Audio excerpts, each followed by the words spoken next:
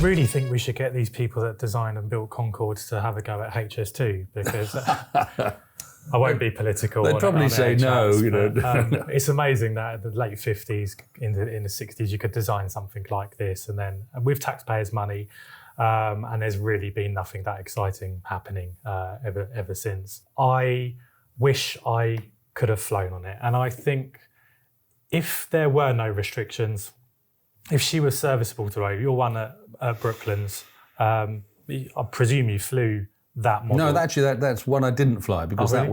that was a test airplane.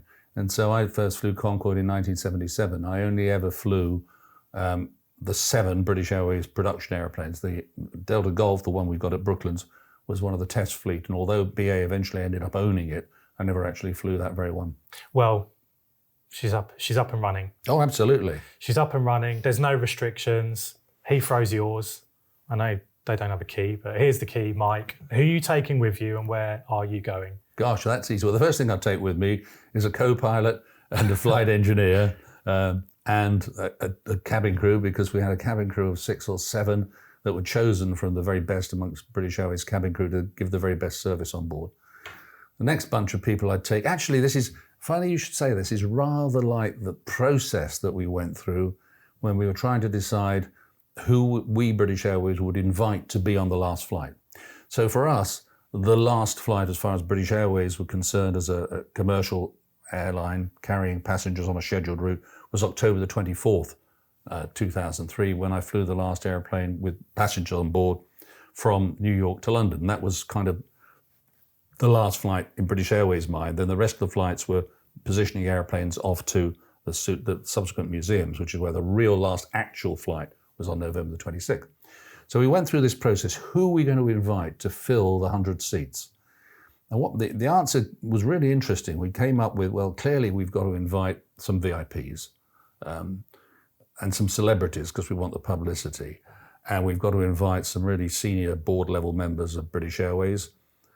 We ought to invite some of the engineers who were really instrumental on getting the airplane back into service after that terrible accident in France, who did wonderful things that it's amazing to think what they did to get the airplane back into service.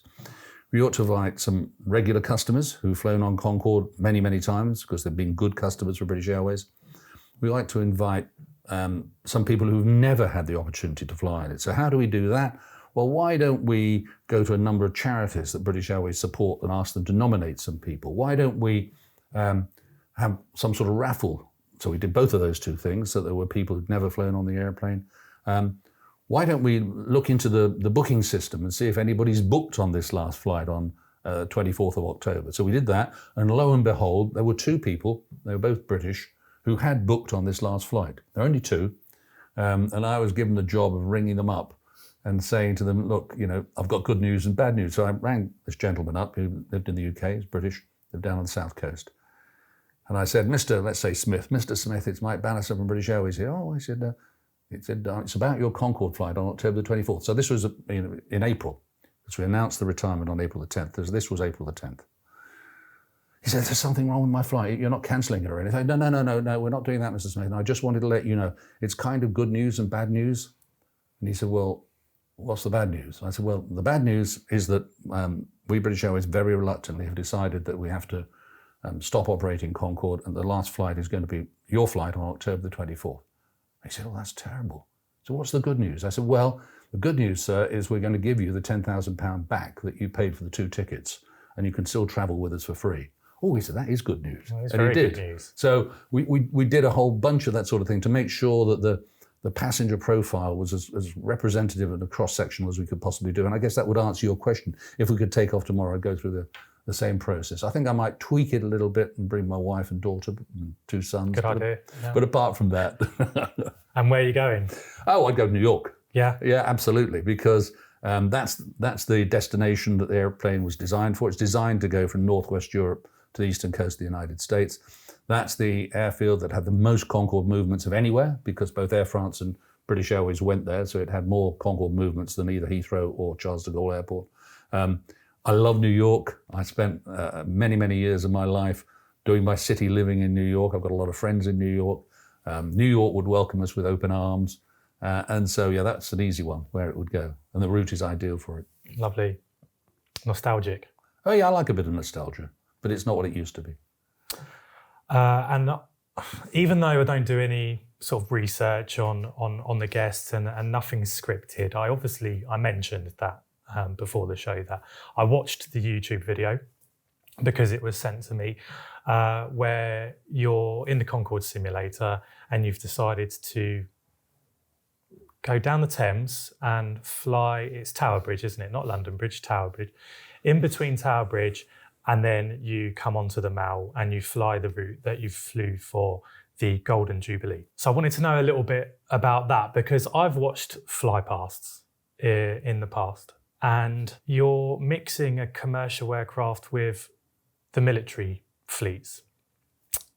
I'm really interested to know how that's coordinated. Okay, so there's kind of two questions there. Firstly, there's the whole question about the simulator and Brooklands and why we do that, which I'll perhaps come back to. As far as the Queen's Golden Jubilee, which was one of the highlights of my career, it was something that we were approached to do maybe best part of a year before the actual Jubilee celebrations.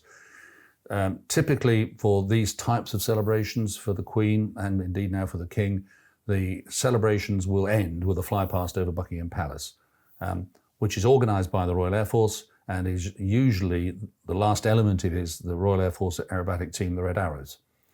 And so on this occasion, we were approached and said, look, that's what's going to happen with the Queen's Golden Jubilee. This is something really special. Would you, British Airways, be prepared to put a Concorde up to fly with the Red Arrows down the Mall?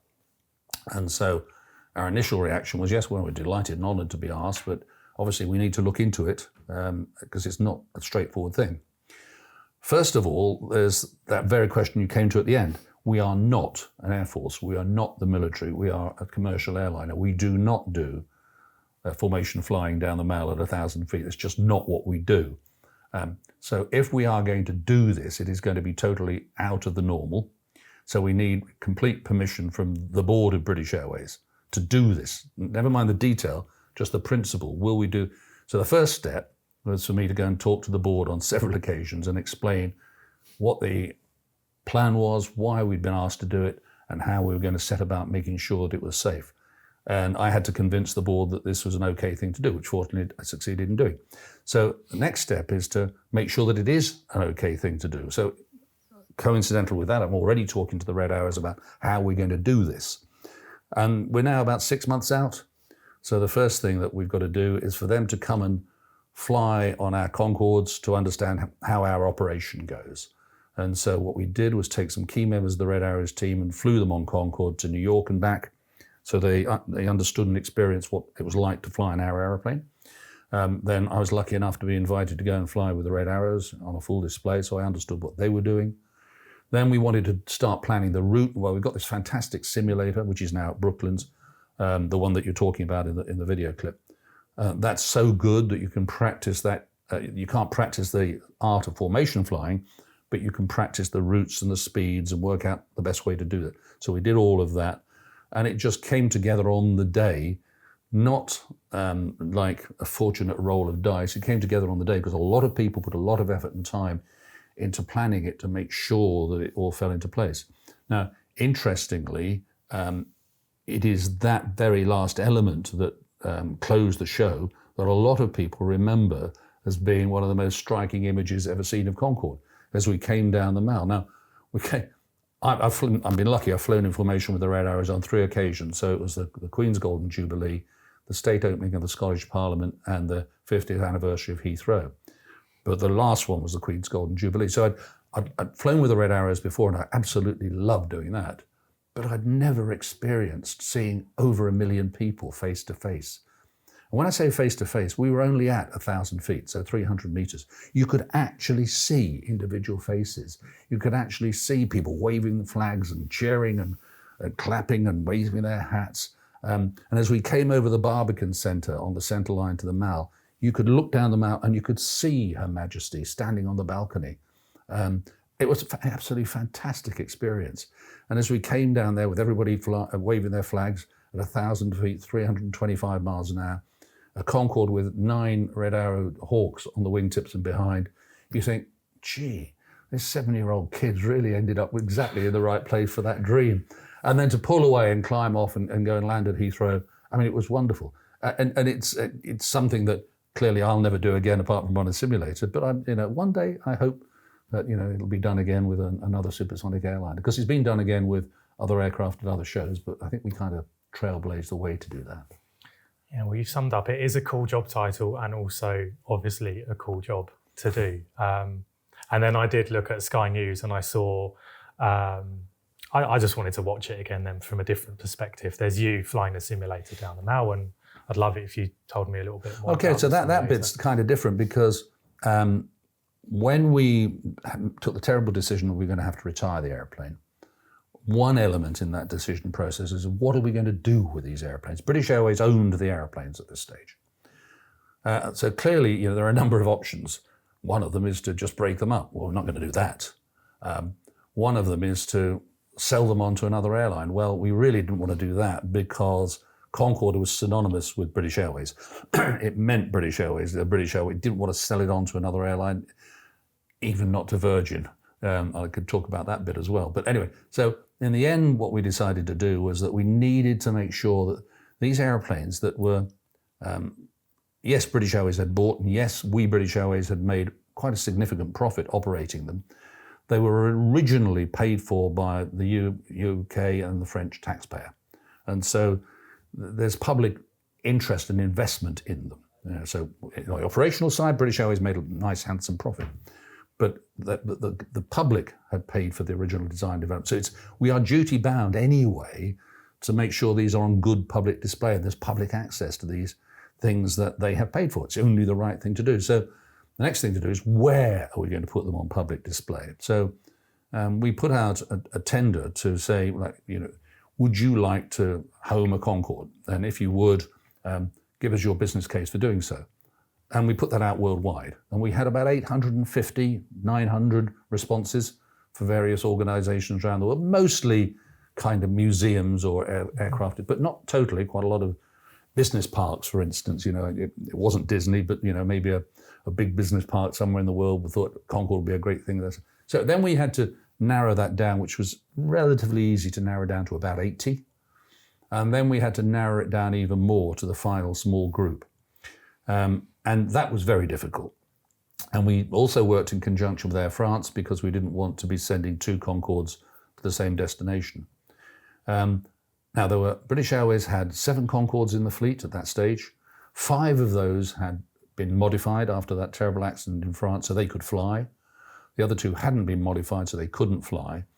So the 2 that couldn't fly had to be transported, if they were going to be moved by road, taken apart and transported by road. The 5 could be flown away.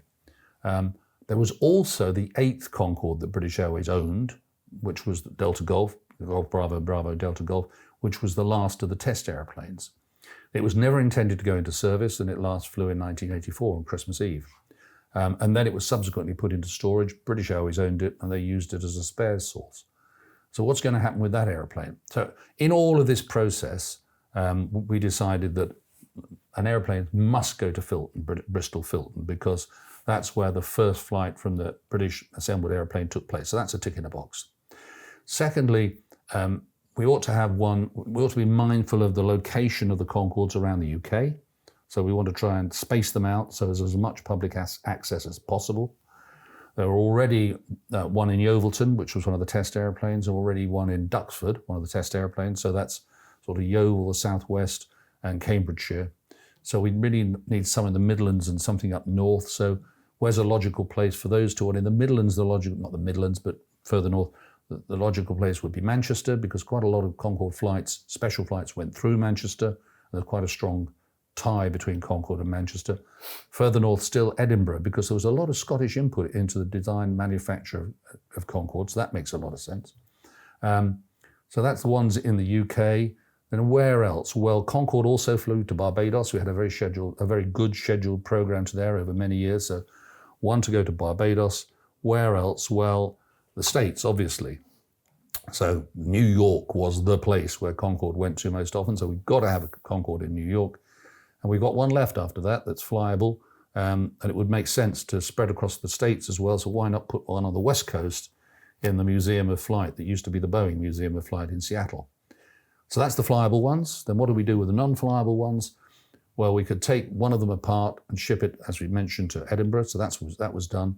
The other one is still at Heathrow, and you can see it as you take off and land at Heathrow to this day. It's just to the north of the southern runway. And then there's this other one that's down at Bristol Filton. What are we going to do with that? Well, we had a proposition from Brooklands Museum and thought, well, actually, that would be a good place because a third of every Concorde ever made was designed or built at Brooklands. Whether it had British Airways or Air France on the tail, the design of it, the front section and the rear section were designed and built at Brooklands. Because people think that Concorde was built at Filton or at Toulouse. It wasn't, it was assembled there. So the airplane was, in a third of each airplane, each Concorde, whether it went to British Airways or Air France, was built at Brooklands. That made a lot of logical sense. And so again, it couldn't be flown. It had to be taken apart and transported by road up to Brooklands, where it was put back together by a team of volunteers. And it's now on public display. The public can come and take the Concorde experience, which is a virtual flight.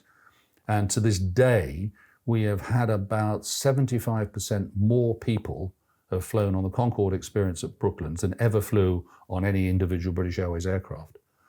Then we did that project, and then there's the simulator. Now, there were two simulators, one in Britain and one in France. The one in Britain was technically a better piece of kit.